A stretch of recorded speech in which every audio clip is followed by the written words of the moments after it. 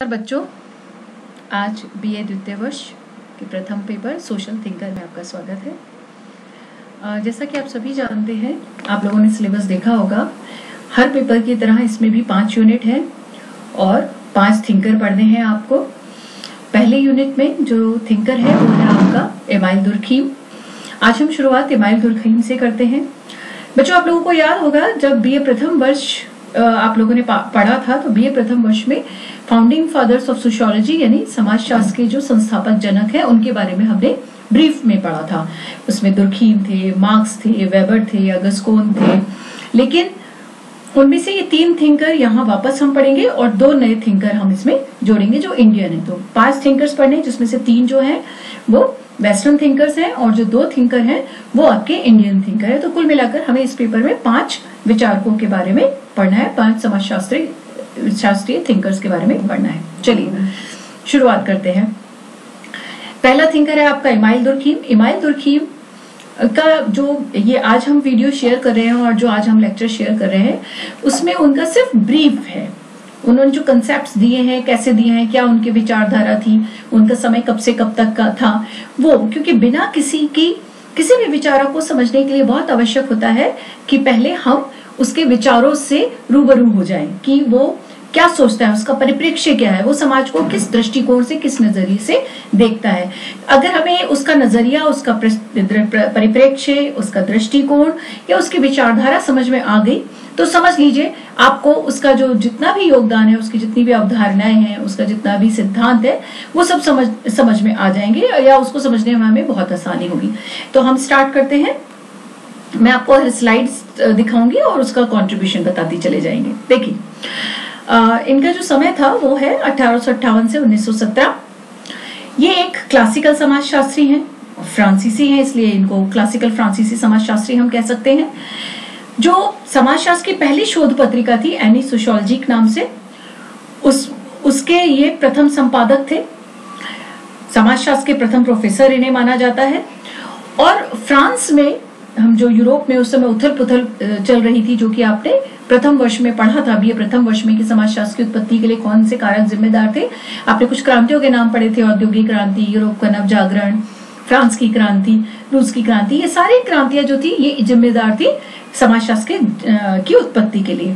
तो उसी समय में फ्रांस में एक ड्राइफस मूवमेंट हुआ था और उस ड्राइफस मूवमेंट के तहत ही को लीड करने में एक महत्वपूर्ण भूमिका निभाई थी, उसको नेतृत्व प्रदान करने में महत्वपूर्ण भूमिका जो निभाई थी वो एमाइल दुर्खीम ने निभाई थी। कहते हैं कि जो ड्राइफस मूवमेंट है, ये जो ड्राइफस आंदोलन हुआ था, ये उस समय में लोगों में बौद्धिक आलोचनात्मक चेतना उत्पन्न करने के लिए मतलब प्रामाणिक साबित हुआ था। तो ड्राइफस मूवमेंट से इनका जुड़ाव था या इन्होंने लीडिंग रोल, एक नेतृत्वकारी भूमिका निभाई थी। तो जो आलोचनात्मक बौद्धिक चेतना थी ये वहीं से इनके अंदर हम कह सकते हैं आगे बढ़ी। अब इनकी, जैसे मैंने कहा कि किसी भी विचारों को समझने के लिए आवश्यक है कि हम उसकी विचारधारा या उसका परिप्रेक्ष्य, नजरिया जानने की कोशिश करें। दुर्खीम की जो विचारधारा थी या दुर्खीम का जो दृष्टिकोण है उसको हम क्या कहते हैं? उसको हम कहते हैं सोशियोलॉजिज्म या सोशल रियलिज्म, यानी समाजशास्त्रवाद या सामाजिक यथार्थवाद। सोशियोलॉजिज्म यानी समाजशास्त्रवाद या सामाजिक यथार्थवाद। अगर आपने उनके इस एक शब्द को समझ लिया, उनका जो एक शब्द है, एक विचारधारा है, इसको समझ लिया तो हम इनके जितने भी कंसेप्ट आगे पढ़ेंगे, जितनी भी हम थ्योरी आगे पढ़ेंगे, उन सबको समझने में हमें आसानी होगी। सोशियोलॉजिज्म या सोशल रियलिज्म क्या है? इसके आगे देखिए, हमने लिखा है कि दुर्खीम के लिए सोसाइटी या कलेक्टिविटी या ग्रुप ये बहुत इंपॉर्टेंट है। व्यक्ति यानी समाज को समझने के लिए या समाजशास्त्र में सामाजिक घटनाओं का अध्ययन करने के लिए आवश्यक है कि हम व्यक्ति की अपेक्षा समाज को फोकस करें। तभी आप समाज में होने वाली घटनाओं का विश्लेषण या एनालिसिस कर सकते हैं, उसको समझ सकते हैं। ठीक है, तो इन्होंने कहा कि सोसाइटी इज सुप्रीम, समाज जो है वो सर्वोपरि है, वो महत्वपूर्ण है। और इन्होंने जो व्यक्ति था उसका जो कैरेक्टर था, उसका चरित्र था, व्यक्ति को इग्नोर किया, उसकी उपेक्षा की, उसकी जगह समाज, सामूहिकता, समुदाय, इन सबको उन्होंने महत्व दिया। तो उसके लिए इन्होंने, इसलिए इनके जितने भी कंसेप्ट में आप में उसको कलेक्टिविटी, कम्युनिटी, ये कंसेप्ट ज्यादा इंपॉर्टेंस दिखाई देंगे। जैसे सोशल सॉलिडेरिटी यानी सामाजिक एकता या सामाजिक सुदृढ़ता, कलेक्टिव कॉन्शियसनेस सामूहिक चेतना, कलेक्टिव रिप्रेजेंटेशन सामूहिक प्रतिनिधित्व, इन सब कंसेप्ट को देकर उन्होंने समाज की सुप्रीमेसी को यानी समाज की श्रेष्ठता को स्थापित करने का प्रयास किया। इन शॉर्ट में अगर कहूं, संक्षेप में अगर मैं कहूं, दुर्खीम के लिए समाज में होने वाली किसी भी घटना को समझने के लिए समाज के ही चरित्र को समझना होगा, तब आप उस घटना की व्याख्या कर सकते हैं। भले ही वो घटना व्यक्तिगत हो, किसी व्यक्ति से संबंधित हो, लेकिन किसी भी घटना का विश्लेषण करने के लिए, कारण परिणाम संबंध जानने के लिए हमें जो मेन फोकस है, मेन हमारा केंद्रीय बिंदु है, वो समाज है। क्योंकि व्यक्ति का कोई अस्तित्व नहीं है, समाज के बिना व्यक्ति का अस्तित्व नहीं है, ऐसा ये मानते हैं। ठीक है, आगे देखिए, इन्होंने सब्जेक्ट मैटर ऑफ सोशियोलॉजी के डिस्कस किया। इन्होंने कहा कि समाजशास्त्र की विषय वस्तु क्या है, तो इन्होंने समाजशास्त्र की विषय वस्तु में 3 चीजों को शामिल किया। क्या क्या है वो 3 चीजें? पहला है सोशल मॉर्फोलॉजी यानी सामाजिक आकार शास्त्र, सोशल फिजियोलॉजी सामाजिक भौतिकी शास्त्र या शरीर शास्त्र, और तीसरा सामान्य समाजशास्त्र यानी जनरल सोशियोलॉजी। तीनों में क्या क्या स्टडी किया जाता है, किस किस चीज का अध्ययन किया जाता है? तो सोशल मॉर्फोलॉजी यानी सामाजिक आकार शास्त्र, आकार की भी कई जगह आपको लिखा हुआ मिलता है, स्वरूप शास्त्र भी लिखा हुआ मिलता है, सामाजिक स्वरूप शास्त्र। इसमें हम क्या करते हैं, जो भौगोलिक विशेषताएं हैं समाज की, उसका अध्ययन करते हैं, उस पर फोकस करते हैं। उदाहरण के लिए जनसंख्या है, जनसंख्या का आकार है, जनसंख्या का घनत्व है और उसका विभाजन है। इन सब चीजों पे हम फोकस करते हैं, इन सब का अध्ययन हम करते हैं, तो वो कहलाता है सोशल मॉर्फोलॉजी। फिर दूसरा इन्होंने विषय वस्तु बताई समाजशास्त्र में अध्ययन की, वो है सोशल फिजियोलॉजी यानी सामाजिक भौतिक शास्त्र या सामाजिक शरीर शास्त्र। इसके अंतर्गत आप किन चीजों का अध्ययन करते हैं? इसमें विशेष रूप से मतलब विशिष्ट समाज विज्ञानों का हम अध्ययन करते हैं, जैसे अर्थशास्त्र, अर्थव्यवस्था है, भाषा है, नैतिकता है, कानून है, धर्म है, इन सब चीजों का हम अध्ययन करते हैं। और ये सब, इन सब का अध्ययन इनके अलग अलग पर्टिकुलर विषय में किया जाता है, जैसे सोशियोलॉजी ऑफ रिलीजन हो गया, सोशियोलॉजी ऑफ लॉ हो गया, सोशियोलॉजी ऑफ इकोनॉमी हो गया, इकोनॉमिक सोशियोलॉजी हो गया, सोशियोलॉजी ऑफ लैंग्वेज हो गया। यानी इस इकाई में हम विशिष्ट समाज विज्ञानों का अध्ययन करते हैं, जैसे अर्थव्यवस्था का समाजशास्त्र, भाषा का समाजशास्त्र, धर्म का समाजशास्त्र, नैतिकता का समाजशास्त्र, कानून का समाजशास्त्र। समझ में आ रहा है? तो वो हो गया सोशल फिजियोलॉजी। तीसरा जो इन्होंने हिस्सा बताया सब्जेक्ट मैटर का या विषय वस्तु का, वो है सामान्य समाजशास्त्र, जनरल सोशियोलॉजी। जनरल सोशियोलॉजी को बेसिकली जो ये वाली ब्रांच है, इसको माना, ये दार्शनिक समाजशास्त्र की दार्शनिक शाखा मानी जाती है। और इसमें हम जो बेसिक समाज को चलाने के जो बेसिक नियम होते हैं, सामान्य नियम होते हैं समाज के, उनके ऊपर हम फोकस करते हैं। तो समाज की जो समाजशास्त्र की विषय वस्तु है, उनको इन्होंने 3 भागों में बांटा: सामाजिक स्वरूप शास्त्र, सामाजिक भौतिक शास्त्र या सामाजिक शरीर शास्त्र, और तीसरा सामान्य समाजशास्त्र। एक में हम जनसंख्या, उसके घनत्व, उसके आकार का अध्ययन करते हैं। दूसरी शाखा में हम जितने भी विशिष्ट समाज विज्ञान है, उनको समाजशास्त्र की उपशाखाओं के अध्ययन करते हैं, जैसे आर्थिक समाजशास्त्र, भाषा का समाजशास्त्र, धर्म का समाजशास्त्र, कानून का समाजशास्त्र। ठीक है। और तीसरा है सामान्य समाजशास्त्र, जिसके अंतर्गत हम समाज के जो सामान्य नियम होते हैं, सामाजिक नियम, कानून, उन सब चीजों का हम अध्ययन करते हैं। तो समझ में आया? तो सब्जेक्ट मैटर ऑफ सोशियोलॉजी की इन्होंने चर्चा की अपने योगदान में, अपने समाजशास्त्र को विकसित करने में। अब इनका जो मेन कॉन्ट्रीब्यूशन है, जो इन्होंने थ्योरी दी, जो इन्होंने कंसेप्ट दिए, वो क्या क्या है? पहला है सामाजिक तथ्य, सोशल फैक्ट। दूसरा है डिवीजन ऑफ लेबर, श्रम विभाजन।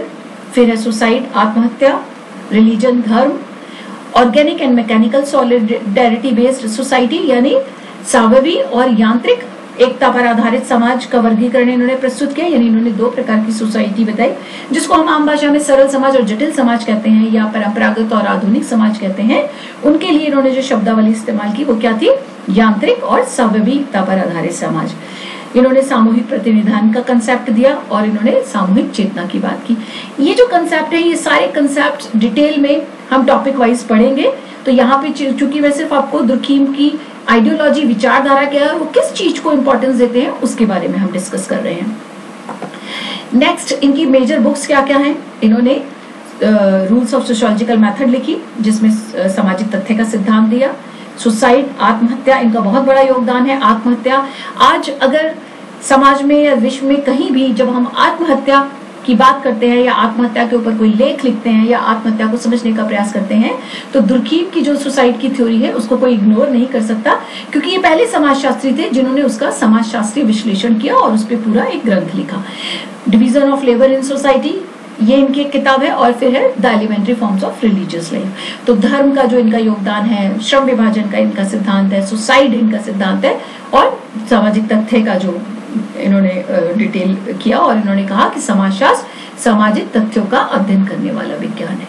अब एक बार वापस से आप इनके कंसेप्ट पे फोकस करिए कि जितने भी कंसेप्ट हैं, सोशल फैक्ट, श्रम विभाजन, आत्महत्या, धर्म, एकता पर आधारित समाज, सामूहिक प्रतिनिधान, इन सब में आपको समूह या समाज शब्द जो है वो इंपॉर्टेंट दिखाई दे रहा होगा।